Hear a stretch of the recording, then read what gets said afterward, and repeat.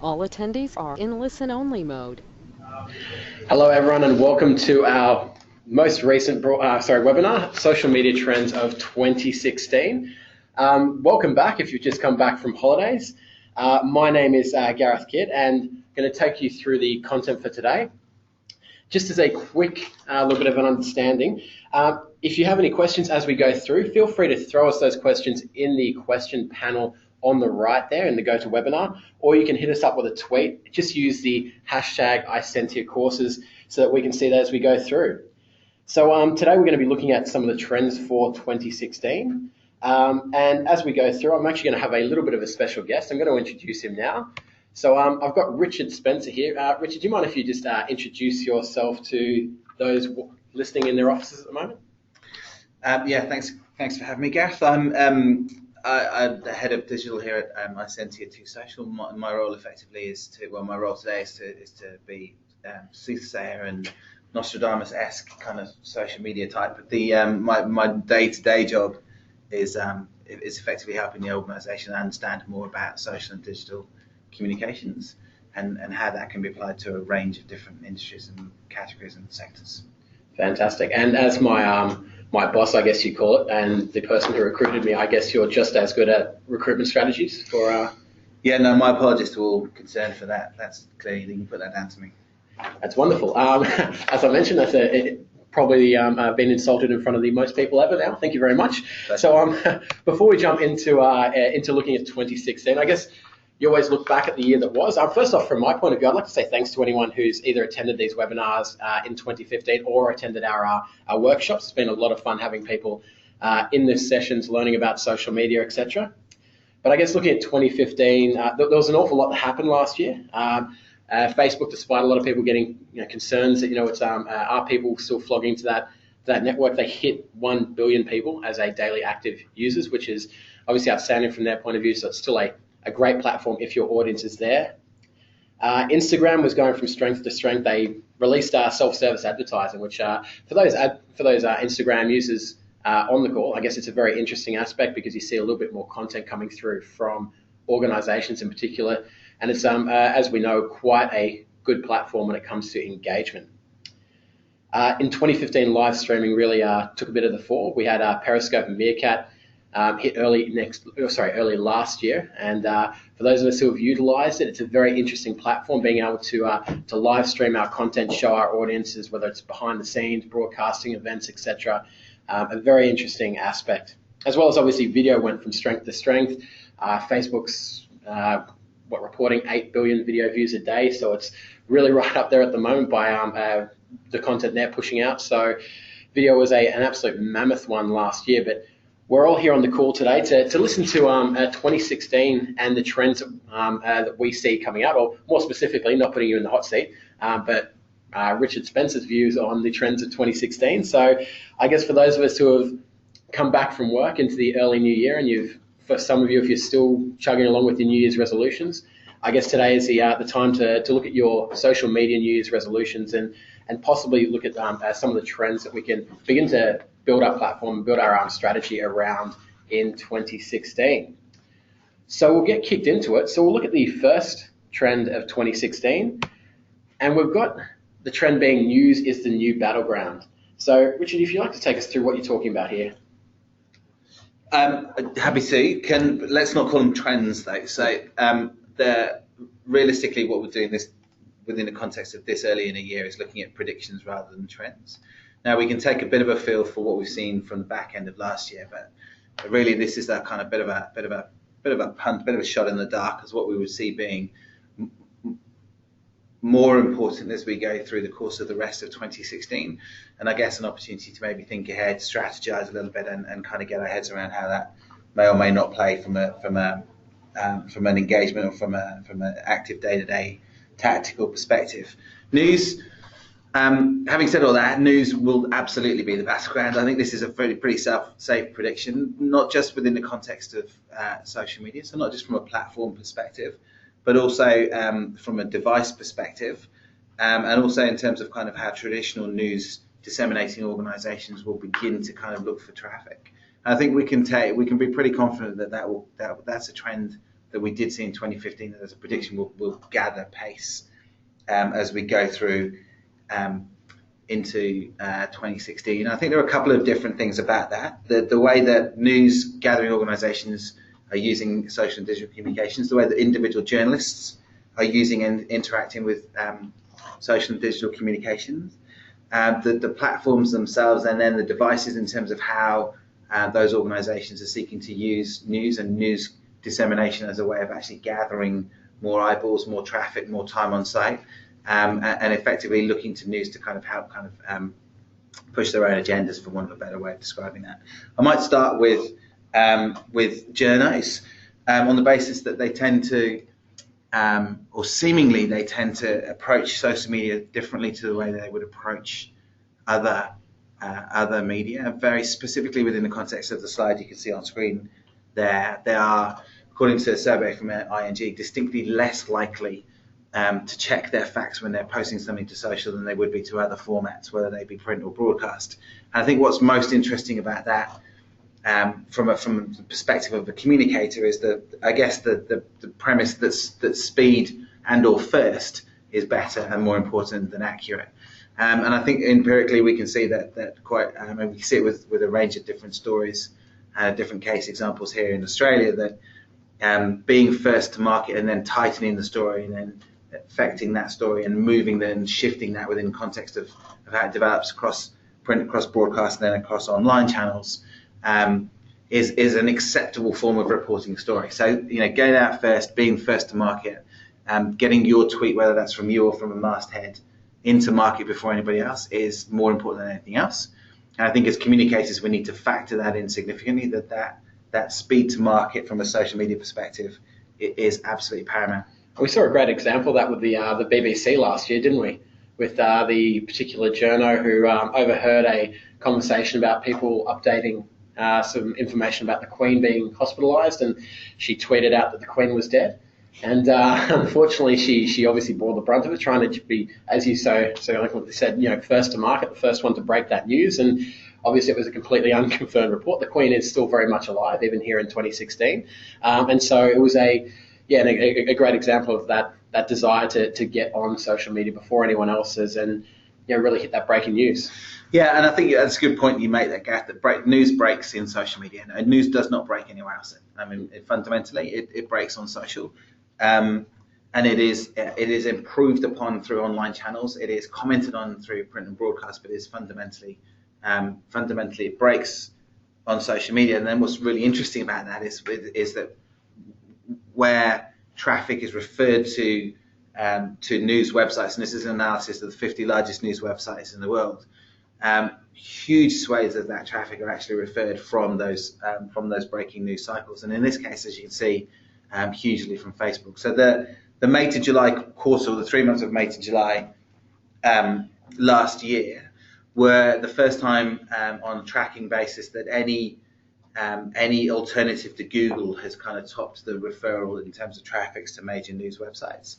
And as you can see, Facebook spiked Google by just a little bit in that particular quarter. But it's interesting, it's important, in fact, that it kind of did that. Although, as you can see, that the number one and the number two are by far and away the kind of dominant referrers. And although we would tend to defer within the context of communications here to something like a Twitter as a microblogging channel to disseminate and communicate or effectively communicate breaking news, you can see that on a global basis, Twitter is a marginal contributor of traffic referrals through to primary news sites, and Facebook and Google are absolutely dominant. You take those two away, there is no such thing as a news website, in fact. So it's really important to factor in Google effectively as your homepage, and Facebook and Twitter to a secondary extent as significant multipliers and amplifiers around any particular story. So again, as communicators, we can factor that into our mix, into our strategies, into our play, and how we begin to bring that to the fore. The importance of Google cannot be overstated within the context of particularly news dissemination and news referrals. And News Corp, for example, the Australians specifically talk quite openly the fact that only 40% of the users who visit their website on a desktop ever visit the homepage of the website, and that number falls to 20% on a mobile device. So the vast majority of people who serve through into those particular devices from a news perspective are serving into a story. They are not coming to the Australian to browse the newspaper. They are serving into a particular story from somewhere. And that's either going to be referred or recommended content, or it's going to be from search on Google.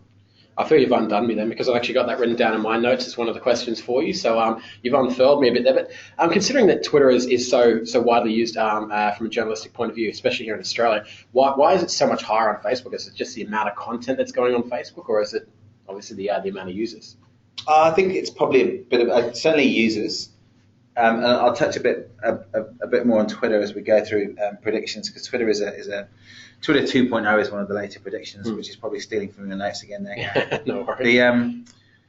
I think certainly a volume of communication, but also the amount of time spent on site. So if you think to a very tragic set of circumstances in Paris, obviously back end of last year, and I've mentioned to a number of people in a number of different presentations that I first learned about the events in Paris from flicking through my Facebook feed and seeing friends and family in Europe, particularly in France, very quickly posting their sympathies and their concerns and so on and so forth. And absolutely, the time zone of those attacks fit into most Australians, I would imagine, learning from a social feed of some description or another. But it's one of those things that you can test by show of hands in a room. The vast majority of people I've tested that process with learned about the tragic events in Paris from Facebook, because they happened to be on Facebook when that news served. They weren't necessarily watching Sky News or watching a television show where there was an interrupted broadcast. They weren't browsing a website. They were browsing Facebook, which is where they picked up the news. They will be referring then to websites. So whilst we get our news first from social channels, in this case obviously predominantly Facebook, we don't necessarily believe it. And there's a huge trend towards then looking towards a recognised news disseminating organisation to dot the I's and cross the T's on the news we've just learned, or the breaking news we've just read about through social channels. Yeah, for sure. No, Max, I know that Facebook's earlier this week has announced as well their sports stadium, which is going to be, I guess, a news aggregator when it comes to sports, and it's going to be an area where users can, I guess, flock to during sporting events. I know they're launching with the NFL in America, and they're looking to do it with other sports as well. So, from my point of view, as an absolute sports nut, they seem like they're really trying to innovate when it comes to making sure that their platform aggregates the news as quickly as possible. Yeah, which is an interesting and tight segue to the next piece of thinking around news, which is specifically around review and recommendation. And it's one of those things that that is the Outbrain is probably the best global and commercialized example of what I'm talking about. But a lot of the more successful digital disruptions, the Amazons and the eBays of this world, effectively were built on the context of peer review and or peer recommendation, and or in many cases now, as those have rolled out, particularly Amazon, algorithmic recommendations. And so effectively, I think news will move in the same direction, and news will be effectively news will come in three different kind of areas. There will be certainly the user generated piece. There will be certainly the professionally generated piece. But there will effectively then be the algorithmically generated piece and the algorithmically amplified version of news, which kind of plays beautifully into the sweet spot of social media, peer recommendation, algorithmic recommendation, and how that fits within digital communications. Outbrain is, I believe, the tip of that iceberg. It will be a huge opportunity for us as communicators going forwards to be able to increase and amplify the way that content is being communicated. And we will see more of that developing, I think, intra-platform around the kind of Facebooks and the Twitters, and increasingly things like WhatsApp, for example. And there's an excellent kind of case example from the Indian general elections of 2014, where the BBC did the vast majority of their election coverage effectively over WhatsApp, because it was a more convenient communication methodology for the vast majority of the Indians they were looking to communicate with in country. And so I think it's interesting to see how that might begin to develop, and even how something like a Facebook Messenger begins to develop around algorithm recommendation around content and so on and so forth. So that will be, I think, an interesting development to watch over the course of the next 12 months. Sure. And then finally, the real play from the battleground perspective when it comes to news is how everybody, from both a social and a device perspective, is dead set keen on getting more of our eyeballs and more of our time on their platform, on their device, in terms of our news consumption. And news consumption effectively equals greater traffic, which equals greater propensity to sell promotion advertising revenues against that.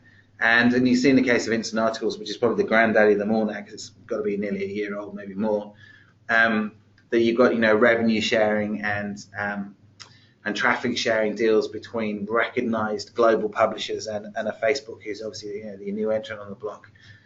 You've got Apple News was released back in the last year on OS 9 here in Australia.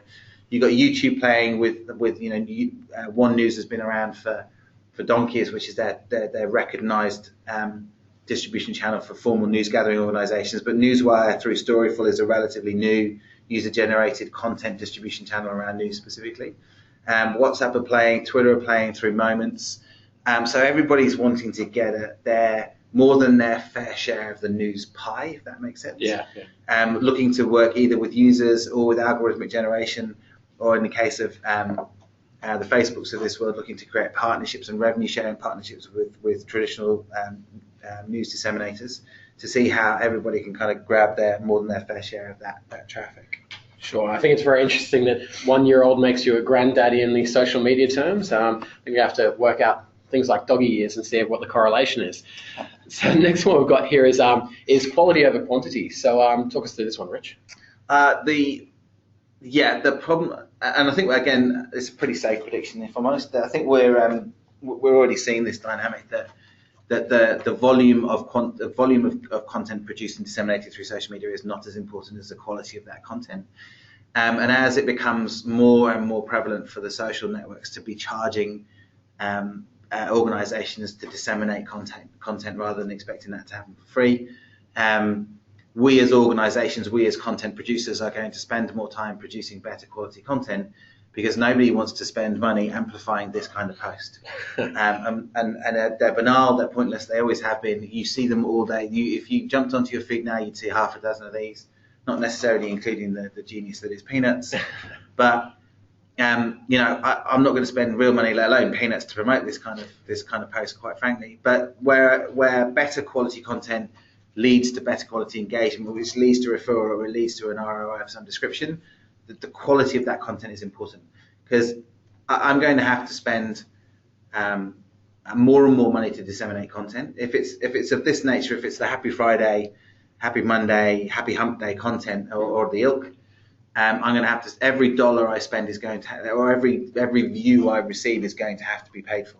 If I make better quality content, I can kickstart that with money, but I'm not going to have to necessarily buy every single piece of view, every single engagement, every single whatever it might be that I'm looking for from an objectives perspective, because I would still be looking for the sharing capacity of a network to work with my better quality content to help disseminate that content on my behalf. And fundamentally, and we forget this sometimes, I think, around social media communication, is that if our content is not being shared, we are absolutely wasting our time. It's the only thing that social media does that no other medium can do for you, is have your content actively shared on your behalf by your target audience. And no other media can do that for you, and it's really the only reason that this particular medium should be a core part of a strategic direction, effectively. Sure. And I guess memes like that as well too do a world of damage to the brand. It sort of smacks of the father walking into see where his sons are playing with his other kids and trying to remain cool and talking about those game things and internets, etc. So on the line. Yeah, there we go. So that's it. Make better content, people. And it isn't a hard proposition. It isn't even a more expensive proposition. Yes, it does take a bit more kind of malice of forethought. But as we get reduced organic reach, and obviously that's a Facebook driver at the moment, but I can't help thinking that every other kind of social network will comfortably kind of slot in behind Facebook's dynamic lead towards greater revenue streams. It's going to be more and more important that we focus on quality rather than quantity, and the occasional excellent post will outweigh the regular pointless post. Most definitely. Fantastic. And on that, once again, another beautiful segue into other channels. So the final thing we're talking about is Twitter 2.0. Yeah, and and again, relatively speaking, a safe prediction that Twitter will change, because Twitter will change, and it has to do so sooner rather than later, because it is a channel which is I think now struggling to justify its niche position, and even considering throwing its niche position out within the context of a new strategic direction. So it's one of those that will definitely happen, because nothing has happened to Twitter since it was built. Now, it was almost a happy accident anyway. So there's if you don't if Twitter's your thing and you don't know much about the organisation, there's a great book called Hatching Twitter, which takes you through their background and, more importantly, the kind of boardroom politics and blood on the dance floor that was the kind of early years of Twitter. It effectively came out of a failed solution for podcasting anyway, and was kind of a hackathon before they would call them hackathons, that turned into Twitter, that 14 days later turned into the kind of first iteration, or the beta version, if you like, of Twitter. And it hasn't actually changed all that much since, ostensibly. The same core product is available, and yes, things have been tweaked, and things like moments have been added, and yes, they organisationally introduced things like self-help advertising last year and so on and so forth. But fundamentally, the accounts are all identical. The access for organisations is the same as the access for individuals. What it does and what it doesn't do is pretty much identical to the way it was developed. And the problem with that is that they've never really made any money out of it. And as a publicly listed company, that gets to a point where shareholders start to say, this is all well and good, but where's the return? And they've been they have been getting that pressure for a while now, but that pressure is starting to increase as their decision making seems to get more and more protracted. So just to give you a feel of how that's fitting together from a fiscal perspective, Twitter, so the last quarterly announcement was Q3 of last year. So it's an American domiciled organisation, as you know. They report on calendar years. So their Q3 would be our Q1, so July through September. They did $569.2 million in revenue on a global basis, which sounds huge, but in real terms isn't very much at all. That is, however, 58% up year on year. So nearly 60% up year on year from the same quarter in 2014. But on that $570 million, they lost $131.7 million and have continued to lose huge swathes of money quarter on quarter. More concerning, realistically, well, depending on where you're concerned. So I'd be quite concerned if we were losing $131.7 million. I'd be worried, yes. More concerning for many people is the fact that the user growth is slowing as well. So 320 million active monthly users was the Q3 reported number to American analysts, or to global analysts, up from 316 million on the previous quarter. So 4 million meager increase on a quarter by quarter basis, and only 16% up year on year. So slowing growth, because basically people are beginning to say, I don't get it. Like, it's not done it doesn't do anything different anymore. Why it's just not doing it for me anymore. In comparison, just to give you a quick feel, 320 million users on an active monthly basis in comparison to WhatsApp's 900 million monthly users, which has come out of nowhere and certainly on a much shorter time frame than Twitter, because there's a more compelling proposition and we're moving more to that one-to-one rather than that one-to-many communications, which means that Twitter fundamentally has to redesign itself, or I just don't see it lasting very long. I think even Instagram went up by 100 million monthly active users in last year alone, so they're getting a decent amount of growth year on year as well. Yep, no, sounds good. So on that basis, and again, safe in my predictions, because it's been widely reported that Jack Dorsey, who's back behind the CEO's desk, is already talking about is throwing the baby out with the bathwater and dumping the 140 character limit. Now, love it or loathe it, it is what makes Twitter different. It is that brevity of communications that makes Twitter different from everything else. And yes, I know lots of people, Jack included, and many celebrities game that process by uploading photos which include diatribes of information. I get it. But they are genuinely, or seemingly genuinely, considering that as an option. I think there will probably be other things they'll do first, or maybe there'll be other things they'll do first. But just to give you a feel, that graph you've got on the right-hand side there, is the analysis of 1 million tweets, not by me, but by an academic organisation in the US that have analysed the character length of those 1 million tweets to create that graph. And effectively what you see is there is an enormous spike in terms of the number of tweets that are absolutely at the dead set maximum 140 character limit. So people are pushing everything they possibly can. There is a huge spike in really short ones like "Here's my breakfast" or words to that effect. Important ones. Exactly. Yeah, absolutely. Or "Play up Sky Blues" or whatever that may be.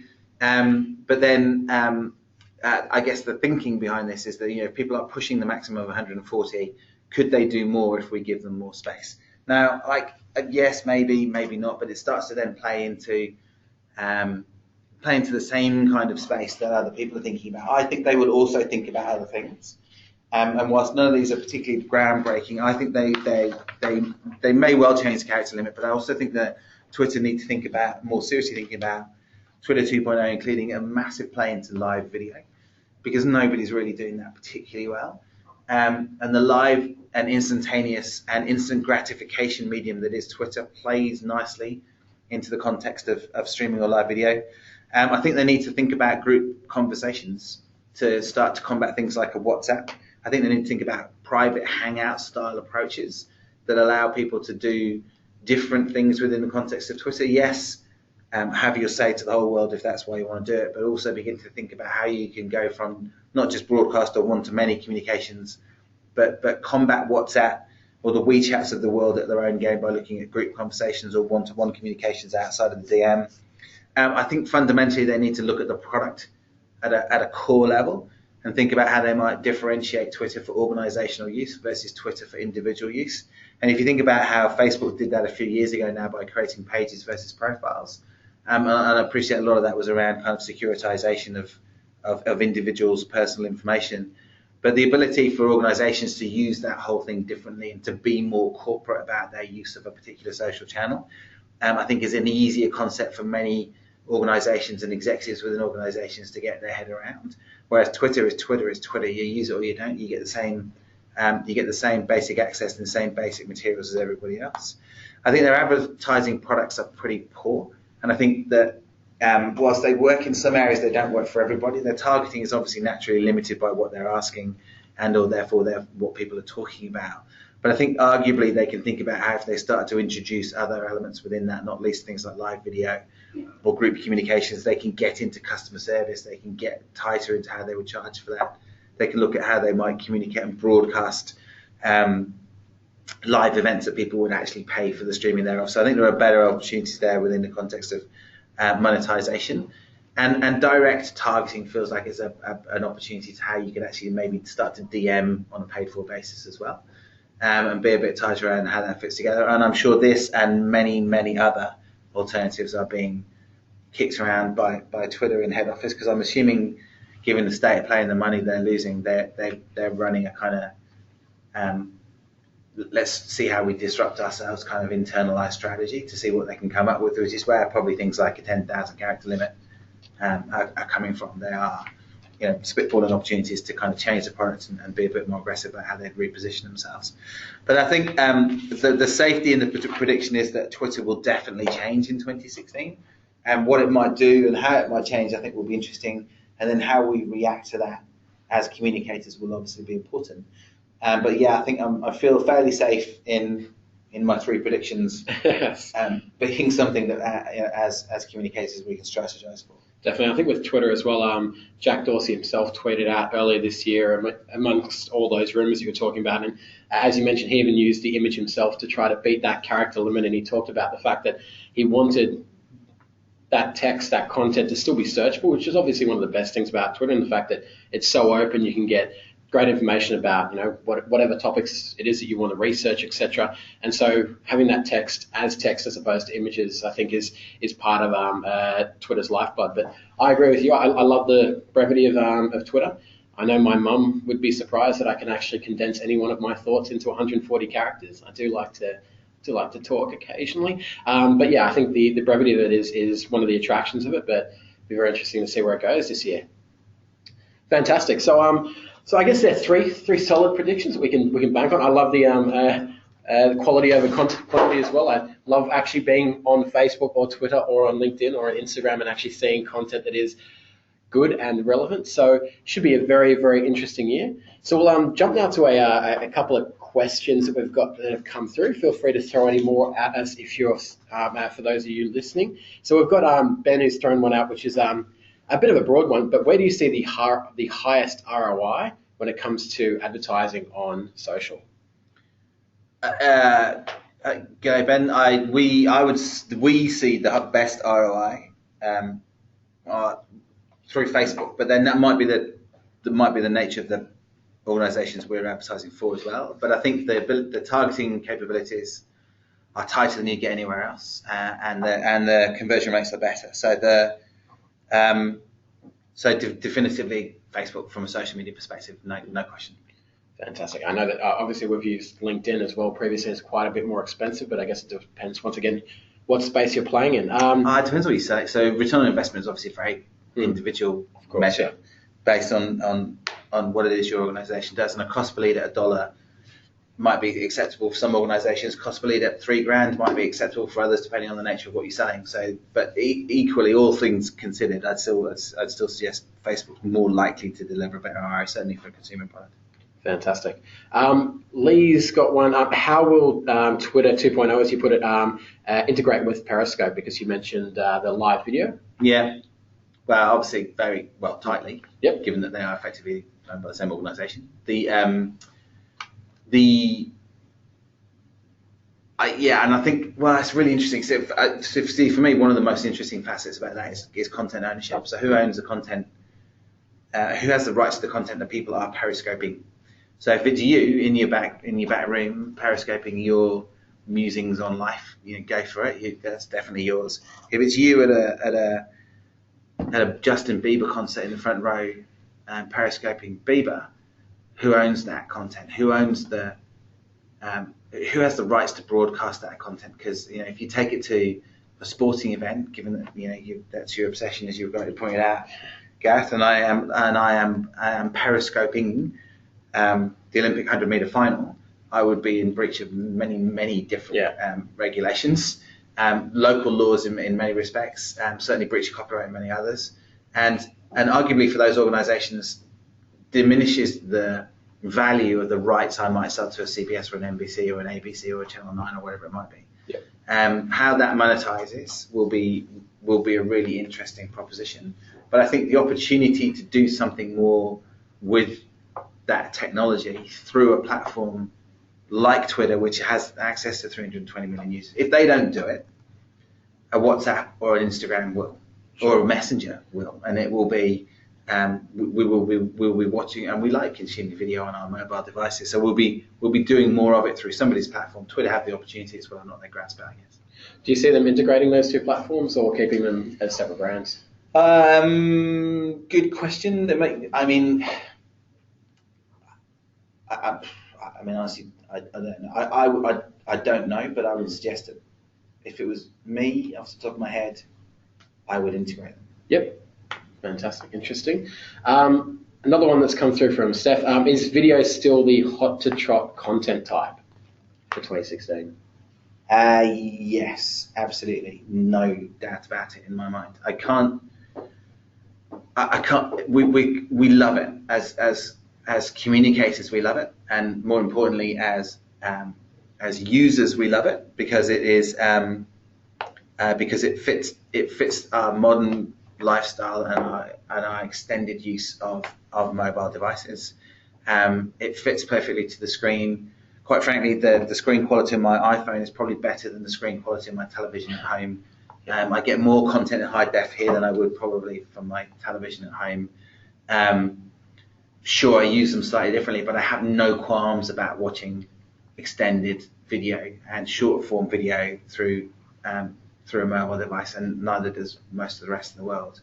I think we're going to see more of it rather than less of it. I'd like to see us seeing more genuine storytelling, and I think that might start to be a real opportunity. And I think more and more traditional broadcast organisations will start to think about programming that is only communicated through through digital channels, through mobile devices. And I know there's an extra content thing on catch up and so on and so forth, but I think we'll start to see, mobile only soap operas and so on and so forth. Fantastic. And I know you spoke a bit last year about vertical video. Do you see that still being just as important in social this year? I think it's more important. I think it's less important in social than it arguably is in news. And if you think about video communication inside news websites, and again, going back to news as a battleground, we tend to consume our news vertically, not necessarily horizontally.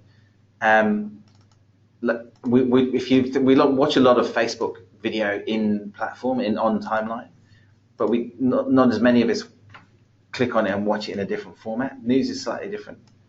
And I don't know, there is definitely that kind of laziness, inherent laziness in humans to kind of not even want to turn our hands to the kind of mobile, to letterbox format. I still see some of that. I think vertical is probably more important to news than it is general communications, because you have to shoot the whole thing differently as well for staff to get it to work appropriately. I think it works really well in some media, not in others. Is it important? Yes. Is it a game changer? Not necessarily. Sure. Interesting. We've got another one that's come through, and basically, cutting a long story short, a number of people seem to be these days concerned about wasting a lot of time on Facebook and having blackout periods. I'm sure we've all seen those friends post, "I'm getting off Facebook for a certain period of time." And the question at the end of it is, it seems like a bit of a worrying trend. Is there simply too much info on our Facebook pages now? We are inundated with content in a way. Yeah. So I met somebody the other day who'd been off Facebook for a year because they went traveling for a year, decided that they would get off Facebook so they didn't kill their friends' feeds with all their kind of fun and games on traveling, which is seemingly the exactly opposite to my friends and family, who post more when they're on holiday or traveling. Yeah. Absolutely. Yes, there is. Absolutely, yes. But then that's the personal choice, right? So you can. Is there too much for us to consume? Definitely. Do Facebook want to try and manage and manipulate that? Absolutely. Which is why one of the reasons that they are making it harder for brands to communicate organically for free. Obviously, notwithstanding, they want to continue to make more money in terms of satisfying shareholder demands for shareholder returns. I guess that kind of digital holiday piece is a personal thing. Freeing up elements on your own feeds is easy to do because you can hide stuff if you don't want to see it. Is it slowing down the amount we're consuming? Well, no, it really isn't. So I think it's on an aggregated basis, we're constantly consuming more and more data, and more of us are using the platforms. On an individual perspective, is there a tipping point when you've just had enough? Yeah, probably.